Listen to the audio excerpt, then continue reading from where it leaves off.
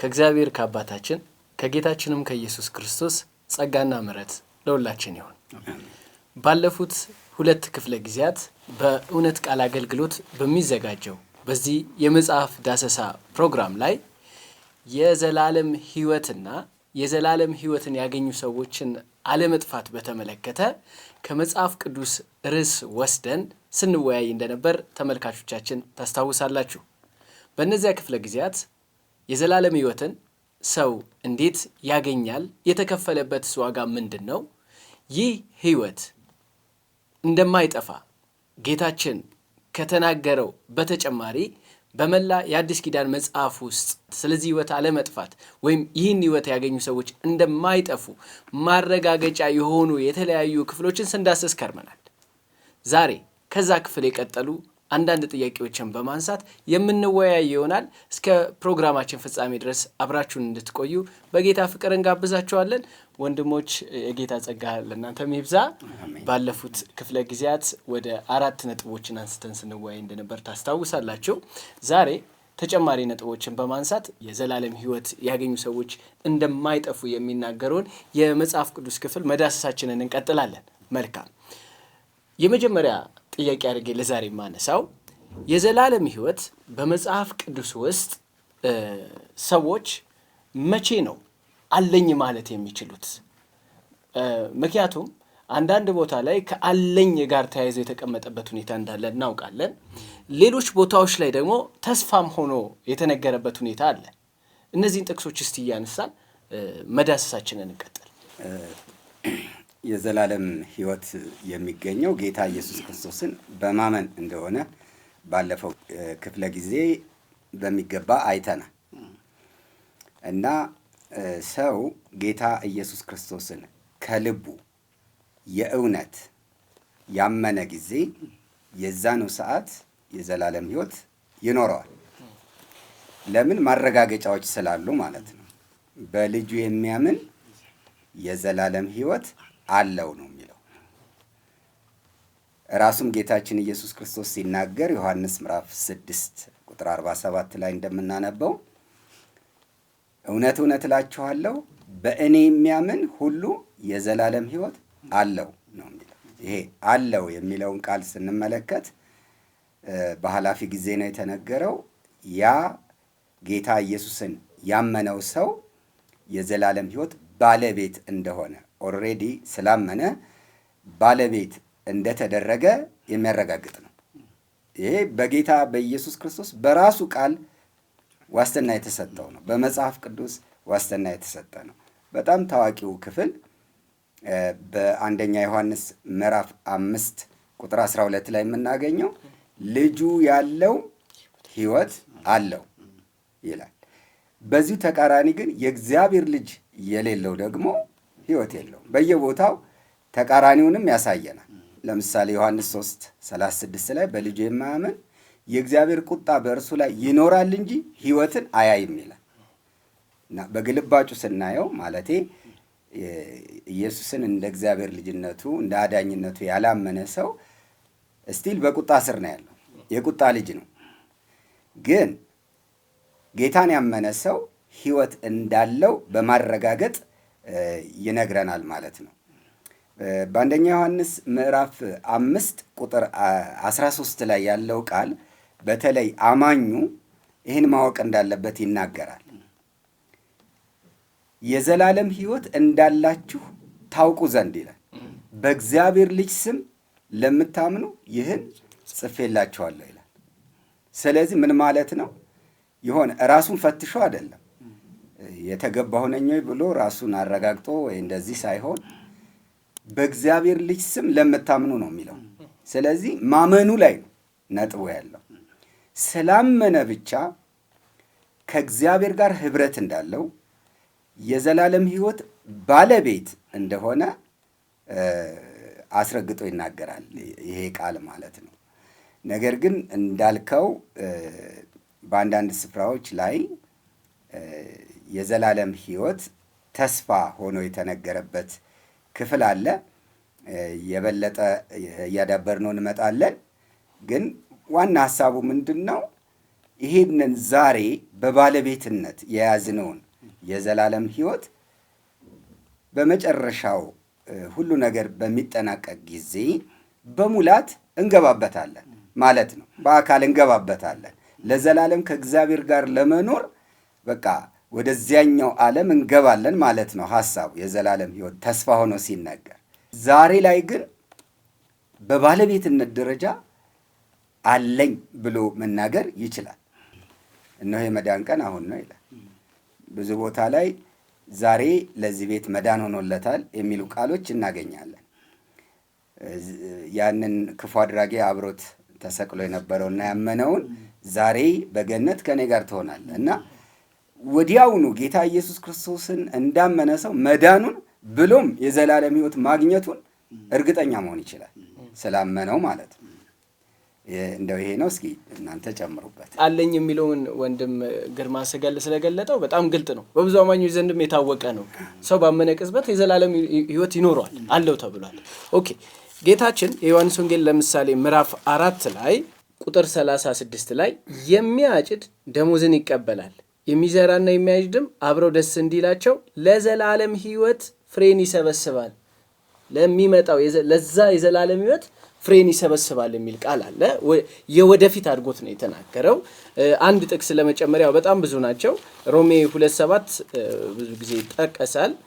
ልክ ጌታችን ከተናገረው ጋር እጅግ ተቀራራቢ ቃል ነው ሐዋርያው የተናገረው። እንዲህ አለ፣ በበጎ ስራ በመጽናት ምስጋናንና ክብርን የማይጠፋንም ሕይወት ለሚፈልጉ የዘላለም ሕይወት ይሰጣቸዋል።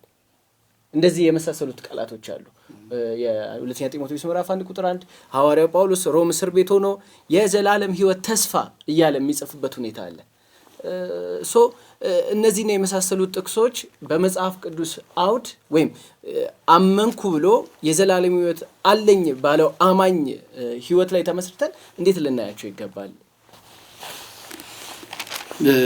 እንግዲህ ያው የዘላለም ሕይወት ማግኘት በዋናነት ሰውየው እንዳመነ ነው። ምንም ፕሮሰስ የለውም።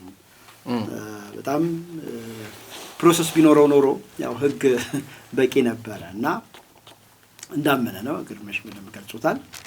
ልክ ሲያምኑ ወዲያው በይበልጥ የዮሐንስ ወንጌል ምዕራፍ 3 ላይ ቁጥር 36 ላይ ያለው በጣም ግልጽ ነው የሚያስቀምጠው። ልክ አሁኑኑ እንዳመነ መዳኑን እንደሚያገኝ ደግሞ አሁኑኑ ሪጀክት ያደረገው ደግሞ አሁን ተፈርዶበታል ነው። የሆነ ፕሮሰስ አይደለም። የሆነ ወቅት ላይ ሰውየው አዝማሚያው ጸባዩ ታይቶ ሊፈረድበት ወይንም ጸባዩ ታይቶ ወደ ክብር ወደ ሕይወት ሊመጣ የተተወ ነገር የለም። ለምሳሌ እነ ጳውሎስ እስር ቤት ውስጥ የነበረው በእስር ቤት ጠባቂው ምንድነው ያላቸው? ጌቶች ሆይ ምን ላድርግ ሲል በጌታ በኢየሱስ ክርስቶስ እመን ከዛስ ትድናለህ ነው። በቃ አንተና ቤተሰቦች ትድናለህ የሚል ነው። እና ሰው ባመነ ጊዜ ማመኑ ወዲያው እግዚአብሔር አረጋግጦለታል። በእኔ የሚያምን የዘላለም ሕይወት አለው እያለ የተናገረው ራሱ ኢየሱስ ነው። ከዚህ ባሻገር ግን ልክ ሲያምን የእምነቱ ማረጋገጫ ደግሞ የሚሆነው ምንድነው? መንፈስ ቅዱስን ይቀበላል። ይሄ መንፈስ በተመለከተ ደግሞ ምንድነው? ሌላው በጣም ማስተማመኛ ነው።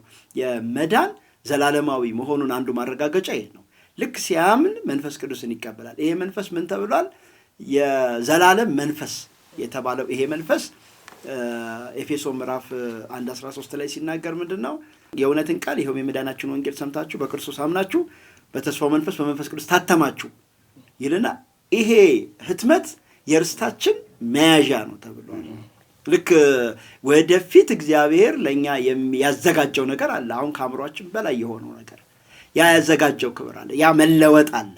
እነዛ ደረጃ ላይ እስክንደርስ ድረስ እግዚአብሔር እንደ ቀብድ እንደ መያዣ እርግጠኛ ነው የእናንተ ነው ለማለት ቅዱስ መንፈስ እኛ ውስጥ አስቀምጧል። ከመለኮት አንዱ አካል የሆነው መንፈስ ቅዱስ እኛ ውስጥ መኖሩ ያ ወደፊት የምንቀበለው ወደፊት በተግባር የምናገኘውን ይሄ መለወጥ ወይንም ጌታን መምሰል እነዚህ ህይወቶችን ዘላለማዊ ህይወትን መያዝ እነዚህ ነገሮችን የሚያረጋግጡ ሆኖ እንመለከታለን። ሌላው በዚህ ምድር ላይ ያው ጳውሎስ ያሉት የዘላለም ህይወት አለን፣ ግን ምን አይነት ሰዎች ነን ስንል ከብዶን የምንቃተት ሰዎች ነን። ከብዶን እየቃተትን የምንሄድ እንደውም አንዳንድ ሞኝ ክርስቲያኖች እኔ የእግዚአብሔር ልጅ ነኝ፣ የእግዚአብሔር ልጅ ግን ሆኜ ለምን እንደዚህ ሆናለሁ? ለምን የተቀደደ ልብስ ለብሳለሁ? ለምን ማንም አሕዛብ ተነስቶ እኔን ያሸማቅቀኛል የሚሉ ሰዎች አሉ። አንደኛ ዮሐንስ መልእክት ምዕራፍ 3 ላይ የሚናገረው ምንድነው? የእግዚአብሔር ልጆች ናችሁ ይልና ግን ምን እንደምንሆን አልተገለጠም። በቃ ምንም ነገር ምክንያቱም የእግዚአብሔር ልጆች ነን ዛሬ ይህንን ተቀብለናል፣ በተስፋ ድነናል። ነገር ግን አሁን በዚህ ምድር ላይ እንደማንም ሰው ነው የምንመላለሰው። ነገር ግን ምን አለ? ሲገለጥ ግን እርሱን እንመስላለን፣ እርሱን እናያለን የሚል እንመለከታለን። ሌላ ቆላሲስ ምዕራፍ 3 ቁጥር 1 ጀምረ ስናነብ የሚናገረው ነገር ባለፈው አንስተነዋል። ሞታችኋል ይላል። ያው ኤፌሶን ላይ ስቴፖቹን ሲያስቀምጣቸው ሙታን ነበራችሁ፣ ከክርስቶስ ጋር ሕይወትን አገኛችሁ፣ ከዛ በኋላ ተነሳችሁ ይልና ተቀመጣችሁ ነው የሚለው። አሁን ስለዚህ መቀመጥ ቆላሲስ ሲናገር ምን አለ? ሕይወታችሁ በእግዚአብሔር ቀኝ ተሰውሯል አለ። ከዛ በኋላ መቼ ነው ይሄ ሕይወት የሚገለጠው? አሁን የተሰወረ ሕይወት ማለት ምን ማለት ነው? ድሮ ነገስታት ልጆችን ይወልዱና አርቀው ነው የሚያስቀምጧቸው። ምክንያቱም ቅርብ ከሆነ አንዱ ተጻራሪ መጥቶ ይገለዋል። አርቀው ያስቀምጧቸዋል። ስለዚህ ያ የንጉስ ልጅ ነው፣ ግን የሆነ ሀገር ሄዶ እረኛ ሊሆን ይችላል።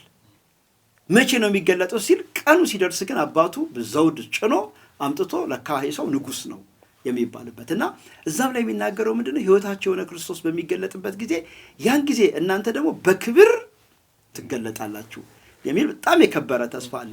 ሌላ ፊልጵስዩስ ላይ ያለው ቃል ያው ሁሌም የምንወደው ነው። ወደፊት ስላለው መዳናችን ወይም በተግባር ስለሚገለጠው መዳናችን ሲናገር ምንድነው የሚለው? እኛ ሀገራችን በሰማይ ነው ካለና ከዚያ ደግሞ የሚመጣው መድኃኒትን እርሱም ጌታችን ኢየሱስ ክርስቶስን እንጠብቃለን። የሚገርም ነው። ሁለቴ መድኃኒት አሁን የነፍሳችን አዳኝ ከኃጢአት ያዳነን አድርገን ኢየሱስን እያመንን ነው። ይሄ አምነን የተቀመጠን እኛ ሌላ ጊዜ ደግሞ አንድ የምንጠብቀው መዳን አለ። የስጋችን መዳን ደግሞ እንጠብቃለን። የስጋችን ቤዛ ብሎታል ሮሜ ላይ እና ይሄን እንጠብቃለን። ሲመጣ ይሄንን ምን ያደርገዋል? ይለውጠዋል። አሁን የተቸገርንበት የሚያንቀላፋው የሚታመመው ምን የሚለው ክቡር ወደ ሆነው ወደ ራሱ ማንነት እስኪቀይረው ድረስ ያኔ የምንቀየርበት ሁኔታ አለ እና ወደ ክብር የምንገባበት ሁኔታ አለ። ታዲያ ምንድነው ይሄ ምድር ከተለወጠን ጀምሮ ወደ ክብር እስክንገባ ድረስ ያለው ምንድነው? ልክ ምድረ በዳው ነው። እስራኤል ከግብፅ ነፃ ወጡ፣ ከፈርዖን ነፃ ወጡ። ምድረ በዳውን ይጓዛሉ፣ ከዛ ከነአን ይገባሉ። ያቺ ምድረ በዳ የሽግግር ሰዓት ነችና አማኝ በዚህ ምድር ላይ ለዚህ ነው ምድረ በዳ ነው። ለዚህ ነው መጽሐፍ ቅዱስ መጻተኞች ናችሁ፣ እንግዶች ናችሁ እያለ የሚያስቀምጠልን ማለት ነውና ወደፊት እንግዲህ ያንን እግዚአብሔር በተጨባጭ እንደምናገኘው ማረጋገጫው ግን ምንድነው? ቅዱስ መንፈስ እኛ ውስጥ መሆኑ ነው። እግዚአብሔር ይመስገን። በእውነት እውነት ነው ወንድሞች ስታነሱት እንደነበረው ባለፈው ክፍልም በተደጋጋሚ እንደተነሳው ለኛ የዘላለም ሕይወት ማለት የመለኮት አካላትን በማወቅ ከነሱ ጋር ህብረት ማድረግ ነው ብለናል። ሕይወት ህብረት ነው። ዮሐንስ 17:3 ተጠቅሷል። አንደኛ ዮሐንስ ከምዕራፍ 1 ከቁጥር 1 እስከ 4 ሕይወት ተገለጠ አይተንማል፣ እንመሰክርማል። ለምንድን ነው? ህብረት እንዲኖራችሁ ነው። ህብረታችን ከአባት ከልጁም ጋር ነው። በማወቅ ላይ የተመሰረተ ህብረት። በቃ ለዛ እኮ ነው ስምህን አስታወቅኳቸው፣ ስምህን ገለጥኩላቸው የሚለው። የኛ የወደፊት ናፍቆት ምንድነው ስንል ከክርስቶስ ጋር መኖር፣ በቃ ከእርሱ ጋር በአካል በአንድነት በአብ ቤት መኖር ነው ግባችን። እንኳን ወደፊት አይደለም እኮ አሁን በስጋ እንቀላፍተን እንኳን ወደ ጌታ ስንሄድ እኮ ሊሄድ ከክርስቶስ ጋር ልኖር እኮ ነው፣ ኑሮ እኮ ነው። እና የዘላለም ሕይወትን ሁሌ ስናስበው ጀመር ነው እንጂ በሙላት ገና አልገባንበትም። ገና እኮ ጫፍ ነው የቀመስ ነው። እንደው ሙሉ በሙሉማ ከጌታ ጋር መኖር ስንጀምር ይሄ ሕይወት እንዴት ይሆን? ጳውሎስ እጅግ የሚሻል ነው ያለው ሕይወት እንዴት የሚጣፍጥ ይሆን? በመጽሐፍ ቅዱስ ውስጥ አለኝ ሲል ባለቤትነትን እያሳየ ነው። በቃ አሁን የኛ ነው። ምንም የዘላለም ሕይወት ባለቤት ነን። ማረጋገጫ መንፈስ ቅዱስ ተሰጥቶናል። እግዚአብሔር ከነ ማረጋገጫው እኮ ነው የሰጠን። ቅድም ጸግሽ ያነሳው ከነ ማተም ነው። ማተም የተመታበት ደብዳቤ እንደማለት ነው እኮ እኛ እና ለዛው መለኮታዊ ነው። መለኮታዊ አካልኛ ውስጥ ነው። ይሄ መለኮታዊ አካል ምን እየሰራ ነው ስንል ዛሬ ላይ ሕይወታችን እንዲበዛ እያደረገ ነው አይደል? ሕይወት እንዲሆንላችሁ እንዲበዛላችሁ መጣው ማለት መንፈስ ቅዱስ ዛሬ አብና ወልድን የበለጠ በማወቅ እያቀረበን ህብረት እንድናደርግ። ለምን? በአንድ መንፈስ ሁላችን በእርሱ ስራ ወደ መግባት መንፈስ ቅዱስ አይደለም ይመራል። ከክብር ወደ ክብር የሚለውጠን እሱ አይደለም? የክርስቶስን መልክ የሚሰጠን እሱ አይደለም? እና መንፈስ ቅዱስ እኛን እየሰራን ነው። ጌታችንን በሰማዩ ነው ቤተ ክርስቲያንን ንጽሕቷን ሙሽራ ለማግኘት ክብርት የሆነችዋን ቤተክርስቲያን ለማግኘት ፊት መጨማደድ ነው እንዲህ ያለ ነገር እንዳይኖርባት እየሰራ ነው፣ እያነጻት ነው። ይሄ መንጻት ይሄ ፊት መጨማደድ የሚፈጸመው ጌታችን ሲመጣ ነው። ጌታችን ሲመጣና ቤተክርስቲያንን ሲወስድ ያኔ ሙሉ በሙሉ ይፈጸማል። አሁን ህይወትን ቀስ በቀስ እያጣጣም ነው፣ እየጨመረ እየተደነቀን እየተገረምን ደረጃ በደረጃ እያደግን ነው። ጌታ ሲመጣ ደግሞ በሙላት እንገባለን። ተስፋ ሆኖ የቀረበው መጽሐፍ ቅዱስ ውስጥ ሮሜም ይሁን ጢሞቴዎስም ይሁን ሌሎች ክፍል ላይ ህይወትን ሙሉ በሙሉ ጠልቆ ከመግባት አንጻር ባለቤት የሆንለትን በሙላት ከመግባት አንጻር ነው እንጂ እንደገና እንደ አዲስ እንደማግኘት አይደለም። ያለንን ነው የምንኖረው። ወደፊት ያለንን ይበዛልናል፣ ሙሉ ይሆንልናል የሚለውን ሐሳብ የበለጠ የሚያሳይ ነው። ግርሜ የምትጨምረው ካለ? አግኝተነዋል፣ ባለቤት ሆነናል። ግን የዘላለም ህይወት ማለት ሐሳቡ ራሱ ከእግዚአብሔር ጋር ህብረት ማድረግ ነው ከሚል ነው የጀመርነው። ከዛ በኋላ ግን ሁሉንም ነገር ያካትታል። ክብር አለ፣ ርስትም አለ፣ ለዘላለም በቃ ከእርሱ ጋር በሰማያዊ ስፍራ በክብር መኖር። ቅድም እኮ ጠቅሶታል። ህይወታችሁ በእግዚአብሔር በክርስቶስ ኢየሱስ ተሰውሯል ነው፣ ቦታው እዛ ጋር ነው። ስለዚህ እሱም እንዳለው እኔ ባለሁበት እናንተ ደግሞ ትሆኑ ዘንድ ሁለተኛ እመጣለሁ፣ ወደ እኔም እወስዳችኋለሁ የሚል ነገር አለ እና አሁን ፕራክቲካሊ በአካል የሚፈጸምበት ጊዜ ነው ማለት ሊወስደን ይመጣና ያው በክርስቶስ የሞቱ አስቀድመው ይነሳሉ፣ በህይወት ያለኑ እንለወጣለን፣ ከዛ በኋላ እንወሰዳለን። ይሄ በአካል እኮ ገባን ማለት ነው። ሌሎችም እንደዚሁ ያላመኑት ደግሞ በተቃራኒው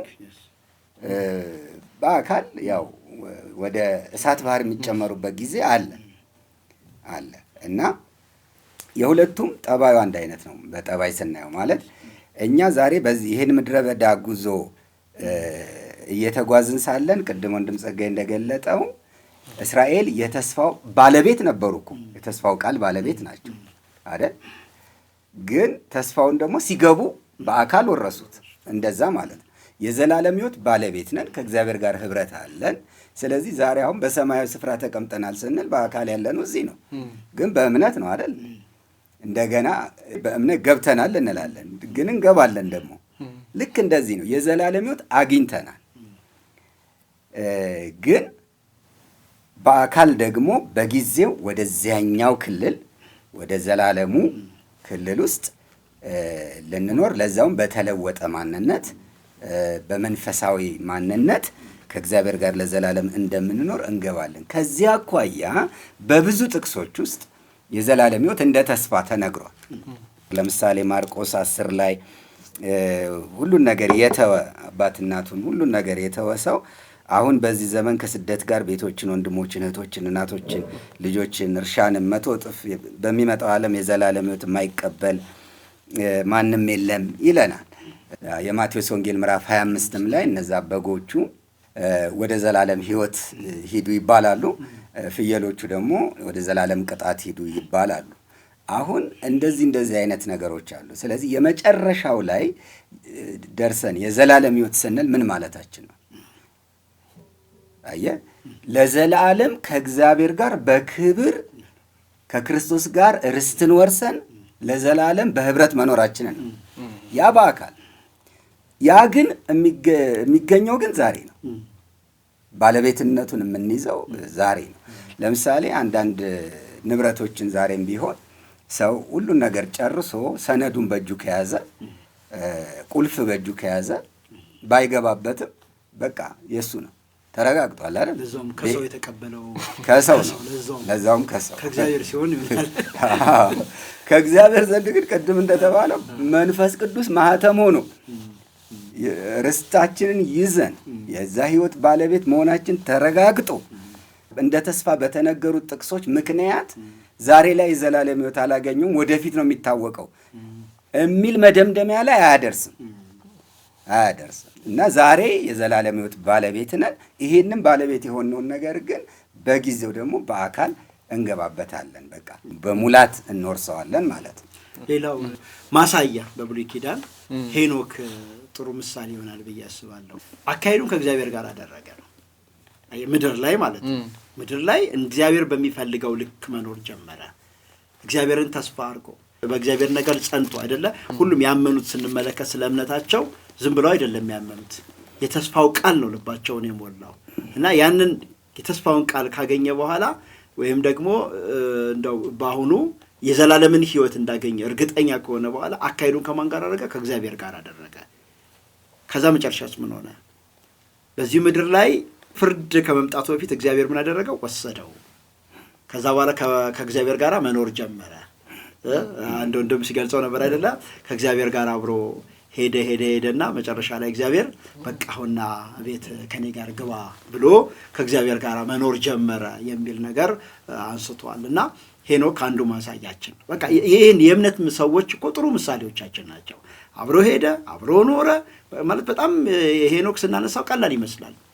ከዛ ሁሉ ሚሊዮን ህዝብ በተቃራኒ መንገድ ብቻህን መሄድ በጣም ከባድ ነገር ነው። እግዚአብሔርን ብለህ ልክ ዛሬም እንደዛው ነው። አንድ የዘላለም ሕይወት ያገኘ ሰው ዛሬ ለጌታ ይኖራል።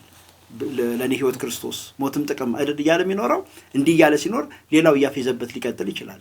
ነገር ግን አንድ ቀን ሲደርስ ግን ጳውሎስ እንዳለው ወደ ጌታ ወይ ይወሰዳል ወይ የራሱ ጌታ ይመጣና ይወስደዋል ማለት ነው። ይሄ እንደራሱ አንድ ምሳሌ ይሆናል። እግዚአብሔር ይመስገን። እንግዲህ የመንፈስ በኩራት ያለን አሁን ቅምሻ ላይ ነን። ነገ ጌታ ይመጣል፣ በሙላት እንገባለን። ህይወታችን ውስጥ እንዘልቅበታለን። ያን ህይወት እየናፈቅን ደግሞ ተስፋችን ነው። ፓኬጃችን ብዙ ነው። ዛሬ ነፍስ መዳን አግኝተናል። ነገ የሰውነት ቤዛ ይሆንልናል። ከጌታ ጋር ለዘላለም እንኖራለን። ከዚህ አንጻር ተስፋ አለን። ተስፋችን ከጌታ ጋር መኖር ነው። ያም ተስፋ የዘላለም ህይወት ነው። ሌላ አዲስ ነገር የለም። ህይወት አለን፣ ይበዛልናል፣ በሙላት እንገባለን ነው መጽሐፉ የሚነግረን ማለት ነው። መልካም ወንድሞች እንቀጥል ውይይታችንን። ወደ ዋናው ጥያቄ እንምጣ። ብዙ ጊዜ የዘላለም ህይወት ያገኙ ሰዎች አይጠፉም የሚለው ትምህርት ሲነሳ ይጠፋሉ የሚሉ የመጽሐፍ ቅዱስ ክፍሎች እኮ አሉ ብለው ሰዎች ያነሳሉ። በዋናነት የዕብራውያን መጽሐፍ ሌሎች እንዳሉ ሆነው ማለት ነው። እነዚህ ጥቅሶች በትክክል የዘላለም ህይወት ያገኘ ሰው ይጠፋል የሚለውን ያስተምራሉ? በእርግጥ ይህን ጥያቄ ሳነሳላችሁ ትንሽ ውስጤን ከበድ እያለኝ ነው። ለምን ጥቅሱ ለዘላለም ይሰጣቸዋል ለዘላለም አይጠፉም ብሎ ከጌታ ተቃራኒ እየተናገርኩ ስለሆነ ትንሽ ከብዶኛል። ግን ለሰዎች ስለሆነ ምንም ማድረግ አንችልም።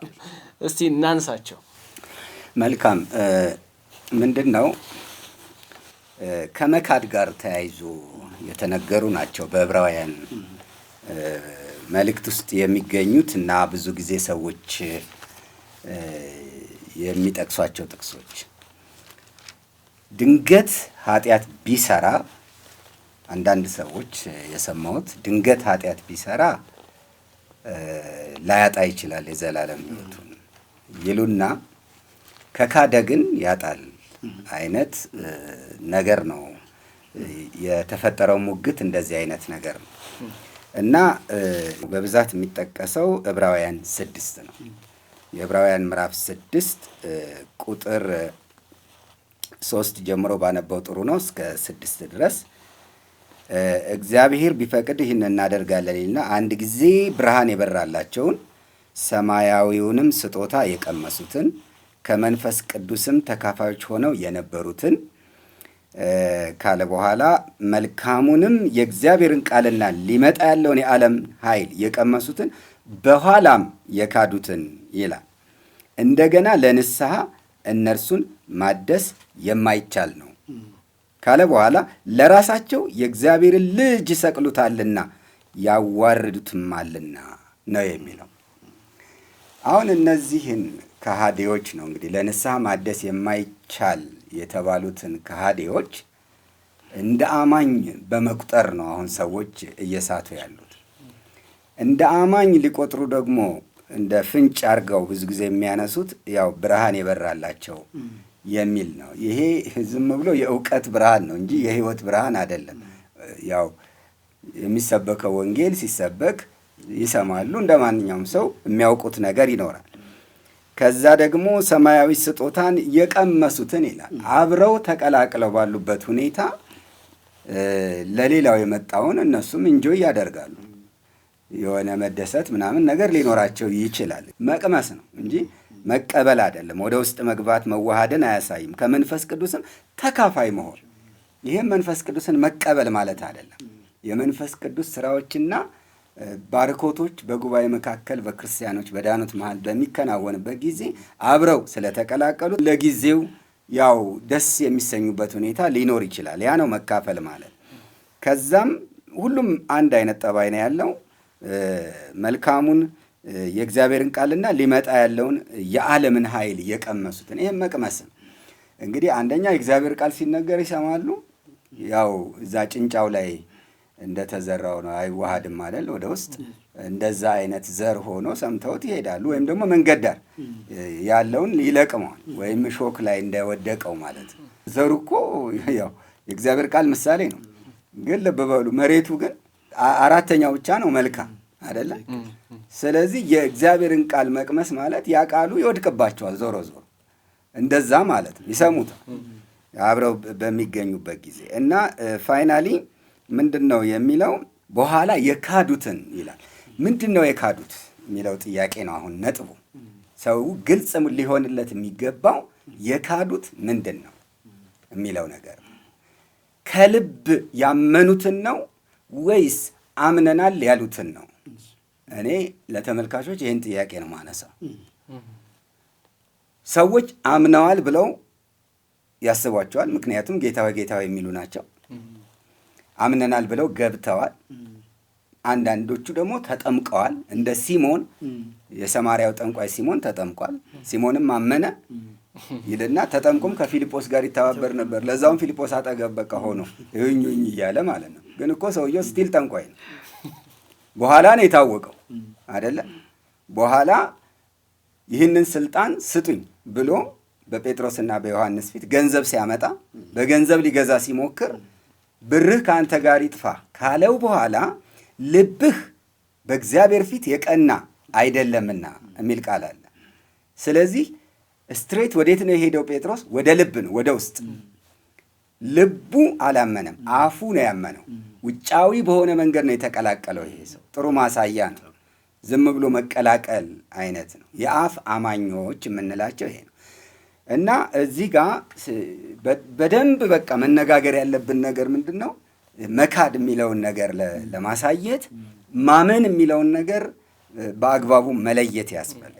የልብ እምነት አለ፣ የአፍ እምነት አለ። እውነተኛ እምነት አለ፣ ውጫዊ ደግሞ ዝም ብሎ የስም እምነት አለ።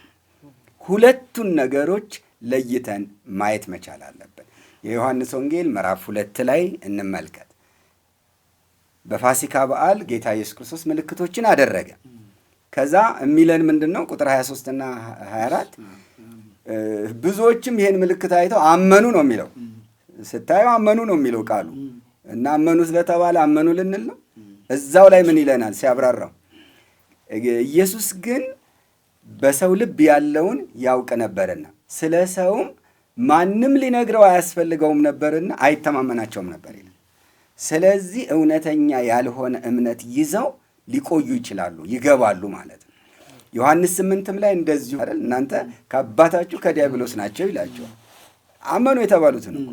ስለዚህ ምንድን ነው በውጫዊ መንገድ አንድ ነገር የሆነ ነገር ለጊዜው አሳምኗቸው ስሜታዊ ሆነው ይገባሉ። ገብተው ግን ውስጥ ተቀላቅለው ያው የአባታቸውን ስራ አይተውም፣ ወይም ቀድሞ የነበራቸውን ማንነት ይዘው ይቀጥላሉ። በአፍ ሲታዩ ጌታዊ ጌታዊ ይላሉ። እውነተኛ አማኝ ሊመስሉ ይችላሉ። የሆነ ቦታ ላይ ስናያቸው ግን በቃ ኃጢአትን እንደ ውሃ ሲጨልጡ እንዲህ አይነት ሰዎች ናቸው። ከዛ እነዚህ አይነት ሰዎች የሆነ ጊዜ በቃ እንደው ምን አይቼዋለሁ ዝም ብሎ ነው ምናምን ብለው ክርስትናን ጥለውት ይሄዳሉ። ከዛ የክርስትናን ስም ሲያጠፉ ነው የምታገኛቸው። እንደነዚህ አይነት ሰዎችን ለንስሐ ማደስ አይቻልም። ለምን? እድል ተሰጥቷቸዋል። በቂ እድል ገብተው እስከ ማየት ደርሰዋል። ስለዚህ እነዚህ ሰዎች የሚባሉት አሁን ሕይወት አግኝተው ጠፉ ነው እንደሚባሉት። በሰው ዘንድ እኮ ነው አመኑ የተባለው።